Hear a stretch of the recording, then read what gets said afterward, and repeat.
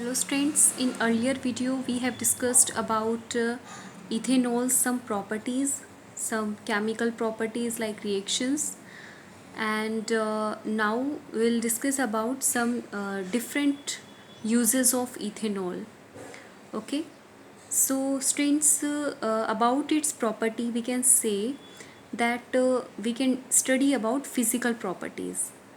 तो अगर हम इसकी physical properties देखें तो इथेनॉल जो होता है ये रूम टेम्परेचर पर लिक्विड स्टेट में पाया जाता है. It is found in liquid state at room temperature. Okay, और ये इथेनॉल है वो लिक्विड स्टेट में होता है और इसको कॉमर्शियली अल्कोहल भी कह देते हैं. It is also known as alcohol. और जो अल्कोहल है वो मेडिसिन्स में यूज़ में लिया जाता है क्योंकि ये गुड सॉल्वेंट होता है. It is a good solvent. So it is mixed in tincture iodine जैसी कुछ मेडिसिन्स बनाने में काम में लेते हैं इसको.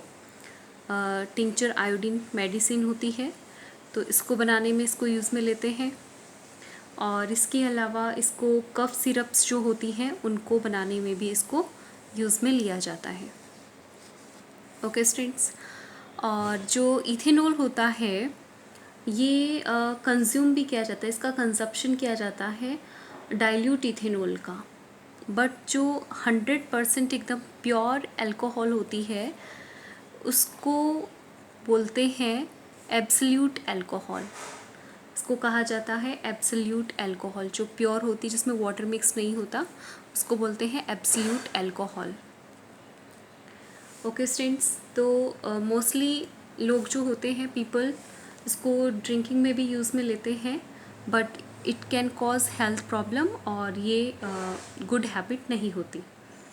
तो इसी से रिलेटेड हम डिस्कस करेंगे कि जो अल्कोहल है वो हमारी हेल्थ को कैसे अफेक्ट करती है. अल्कोहल कैसे अफेक्ट करती है लिविंग बींग्स को. How does alcohol affect living beings. तो इसके बहुत सारे हार्मफुल इफ़ेक्ट होते हैं. तो इसमें जैसे जो ड्रिंकिंग करते हैं जो लोग तो उनमें लार्ज क्वांटिटी में अगर उसको कंज्यूम किया जाता है तो अपनी बॉडी की जो मेटाबॉलिक प्रोसेस होती हैं, मेटाबॉलिक प्रोसेस आप जानते हैं बॉडी के अंदर चलने वाली जो रिएक्शंस हैं वो मेटाबॉलिक प्रोसेस इससे स्लो हो जाती है. और इससे अपना जो CNS है जिसको हम बोलते हैं सेंट्रल नर्वस सिस्टम, अपना ब्रेन स्पाइनल कोड जो डिसीजन मेकिंग में हेल्पफुल होते हैं तो वो भी इससे अपनी फंक्शनिंग स्लो कर देता है, ये डिप्रेस हो जाता है. और अगर ऐसा होगा सेंट्रल नर्वस सिस्टम अगर डिस्टर्ब हो गया, इसकी प्रोसेस स्लो हो गई तो जो कंट्रोल और कोऑर्डिनेशन की जो प्रोसेस होती है अपनी बॉडी में वो वीक हो जाती है. तो it can cause lack of coordination. अपनी बॉडी का कोऑर्डिनेशन नहीं हो पाता और इस वजह से दूसरे इफ़ेक्ट अपने को देखने को मिलते हैं जैसे ड्रॉजीनेस, चक्कर आना. और ड्रॉजीनेस के अलावा कन्फ्यूज़न या फिर जो नॉर्मल इनहिबिशन होता है अपना तो वो लो हो जाता है. लॉरिंग ऑफ नॉर्मल इनहिबिशन, जो नॉर्मल हम एक्टिविटी कर सकते हैं वो इसके बाद नहीं हो पाती. तो ये इसके हार्मफुल इफ़ेक्ट हैं. और फाइनली जो पर्सन है वो स्टपर हो जाता है. स्टपर मतलब सुन जिसको हम बोलते हैं, तो ऐसी कंडीशन क्रिएट हो जाती है. दूसरा, इससे जो अपनी सेंस ऑफ जजमेंट होती है वो भी इससे अफेक्ट होती है. और सेंस ऑफ टाइमिंग है, मस्कुलर कोऑर्डिनेशन, वो सब इम्पेयर्ड हो जाता है. मतलब मस्कुलर कोऑर्डिनेशन, अपनी मसल्स हम करना कुछ और चाहते हैं बट उस तरीके से अपने हाथ पैर मूव नहीं करते तो मस्कुलर मूवमेंट जो होता है, मस्कुलर कोऑर्डिनेशन है वो नहीं हो पाता ठीक तरीके से. सेंस ऑफ जजमेंट है, डिसीजन मेकिंग जो कैपेसिटी होती है वो इफ़ेक्ट हो जाती है.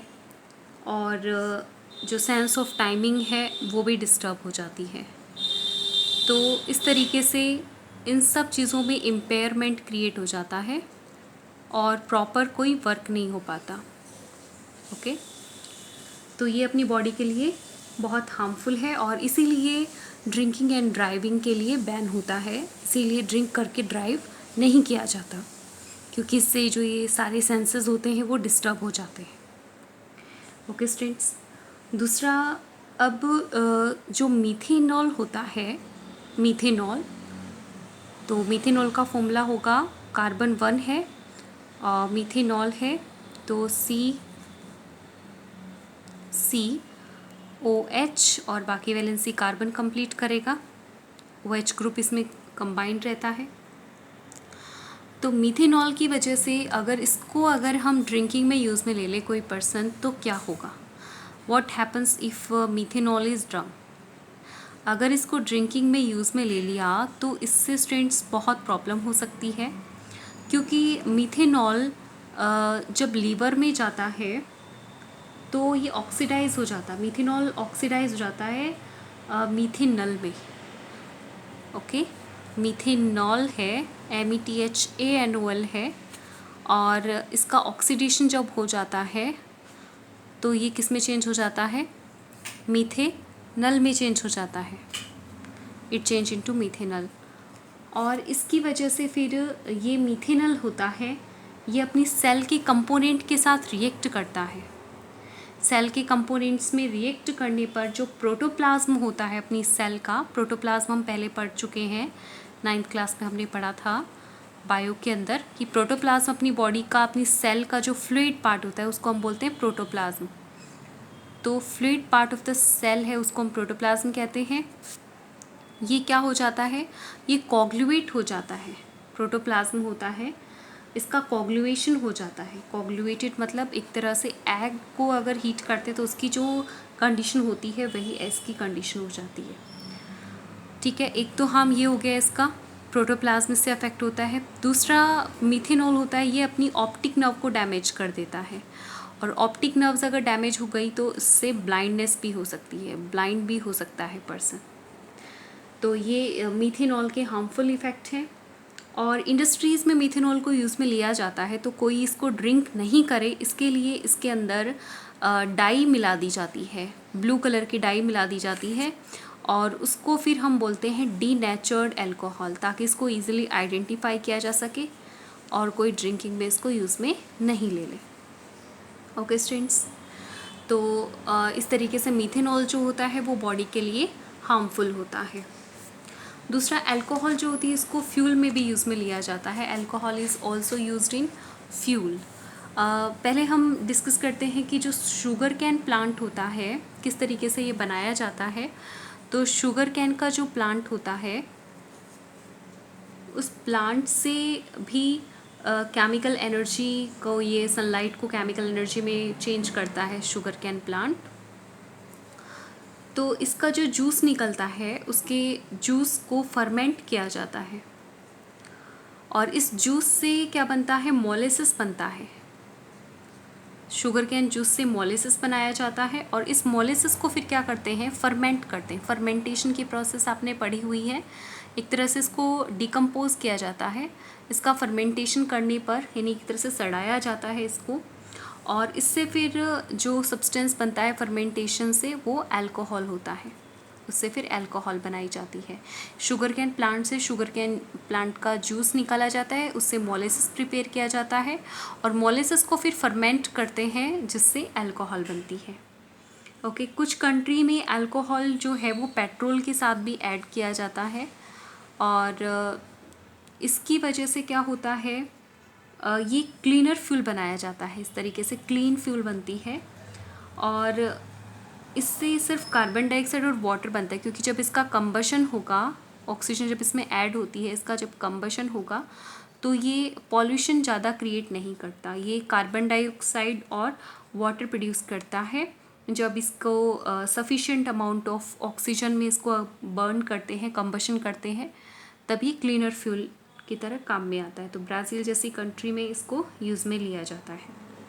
तो एक बार फिर देख लेते हैं हमने जो आज पढ़ा कि जो अल्कोहल होता है, इथेनॉल की बात करें तो वैसे अपने सिलेबस से इसकी जो फिज़िकल प्रॉपर्टी है वो नहीं आएंगी, बट फिर भी अपने को थोड़ा सा इसके बारे में नॉलेज होना चाहिए कि लिक्विड स्टेट में पाया जाता है रूम टेम्परेचर पर, और इसको अल्कोहल भी बोलते हैं कॉमर्शियली।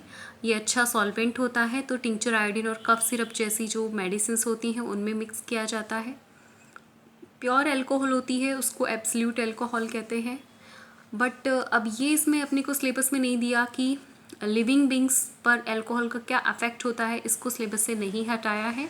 तो हमें ये पढ़ना होगा कि अल्कोहल की वजह से अपनी बॉडी की अगर इसका ज़्यादा कंजप्शन होता है, कोई पर्सन इसको यूज़ में लेता है कंटिन्यूसली लार्ज क्वांटिटी में, तो इससे मेटाबॉलिक प्रोसेस होती हैं बॉडी की वो स्लो हो जाती है, सेंट्रल नर्वस सिस्टम है वो डिप्रेस हो जाता है, जिससे कोऑर्डिनेशन की प्रोसेस है वो लैक मतलब उसमें कमी आती है, और इससे ड्रॉजीनेस, चक्कर आना, confusion, lowering of normal inhibition, मतलब नॉर्मली जब हम रहते हैं तो वैसी कंडीशन में नहीं रह पाते और फिर फाइनली स्टपर हो जाते हैं, मीन्स एक तरह से सूनापन आ जाता है, एकदम सुन्न हो जाता है बॉडी।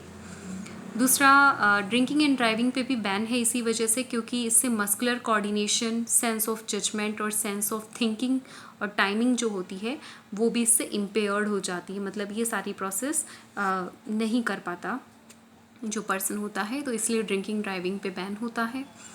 फिर मीथेनॉल से रिलेटेड है इसमें कि मीथेनॉल जो होता है उसका फॉर्मूला होगा CH3OH, और मीथेनॉल अपनी अगर किसी भी पर्सन ने इसको ड्रिंक कर लिया तो बहुत ज़्यादा हार्मफुल होता है, क्योंकि ये लीवर में जाकर मीथेनॉल ऑक्सीडाइज हो जाता है और मीथेनल में चेंज हो जाता है। एल्डिहाइड ग्रुप का ये फंक्शनल ग्रुप से जुड़ जाता है तो मीथेनल बनाता है, और मीथेनल बॉडी में जो सेल्स होती हैं उससे रिएक्ट करता है, जिससे प्रोटोप्लाज्म जो होता है सेल के अंदर, प्रोटोप्लाज्म यानी कि जो fluid part of the cell होता है वो पूरा कोगुलेट हो जाता है, एक तरह से जल जाता है, और जिस तरीके से एग को हीट करने पर जो प्रोसेस होती है उसमें वही प्रोटोप्लाज्म के साथ होती है।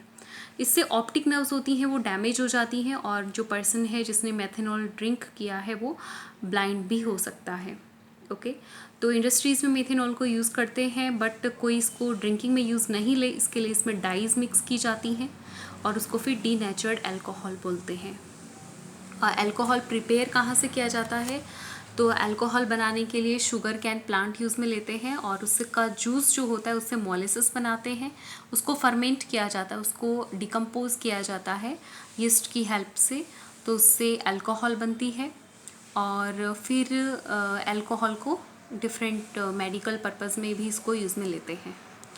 और क्लीनर फ्यूल क्यों बोलते हैं इसको देखिए पेट्रोल के साथ मिक्स करके यूज़ में लिया जाता है, और ये क्लीनर फ्यूल कहलाता है क्योंकि अगर इसको सफिशिएंट ऑक्सीजन के साथ अगर बर्न किया जाता है, कंबशन किया जाता है इसका, तो सिर्फ कार्बन डाइऑक्साइड और वाटर प्रोड्यूस होता है, साथ में एनर्जी प्रोड्यूस होती है, तो इसमें जो स्मोक वगैरह है वो बहुत कम प्रोड्यूस होती है, इसीलिए इसको क्लीनर फ्यूल भी बोलते हैं।